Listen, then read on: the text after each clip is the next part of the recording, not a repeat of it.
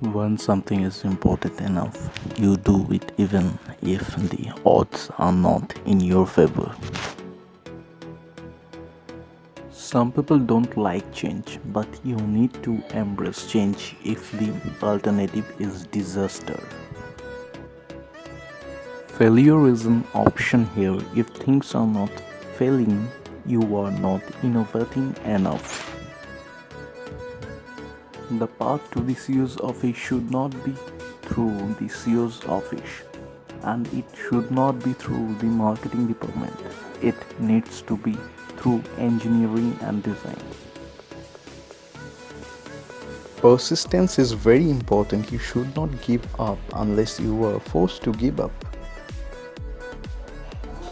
I think it's very important to have a feedback loop where you are constantly thinking about what you have done and how you could be doing it better.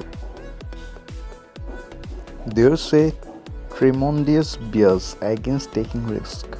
Everyone is trying to optimize their ass covering. It's okay to have your eggs in one basket as long as you control what happens to that basket.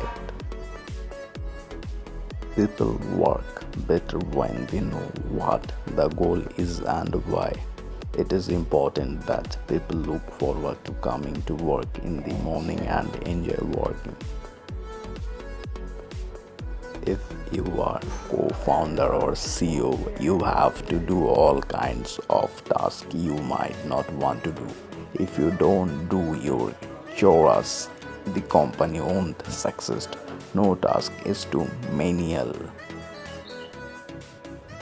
I say something and then it usually happens. Maybe not on schedule, but it usually happens. My biggest mistake is probably weighing too much on someone's talent and not someone's personality. I think it matters whether someone has a good heart. I don't create companies for the sake of creating companies, but to get things done. Starting and growing a business is as much about the innovation drive and determination of the people behind it as the product they sell.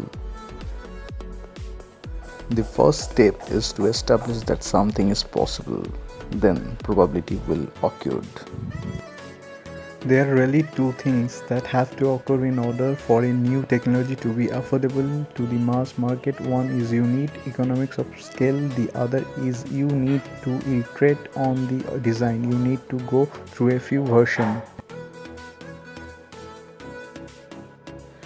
Talent is extremely important. It's like a sports team. The team that has the best individual players will often win, but then there's a multiplier from how those players work together and the strategy they employ.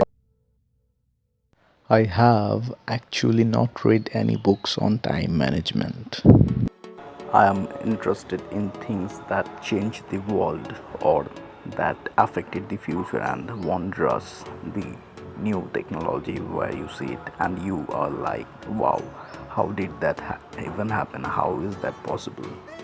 Really pay attention to negative feedback and solicit it, particularly from friends. Hardly anyone does that, and it's incredibly helpful.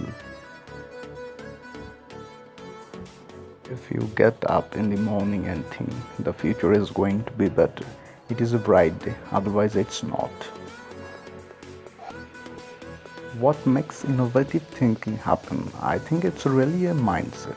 You have to decide. People should pursue what they are passionate about. That will make them happier than pretty much anything else. Being an entrepreneur is like eating glass and starting into the abyss of death.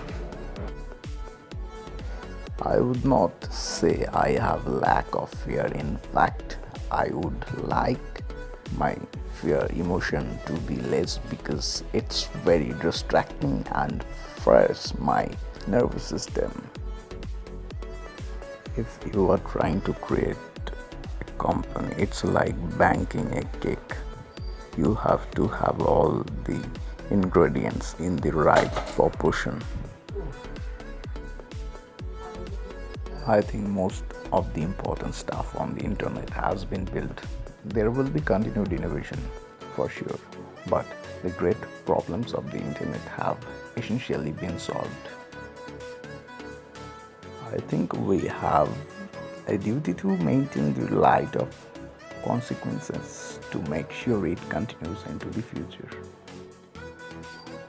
When Henry Ford made cheap, reliable cars, people said, "Nah, what's wrong with a horse?" That was a huge bet he made, and it worked. It's very important to like the people you work with, otherwise life and your job is gonna be quite miserable.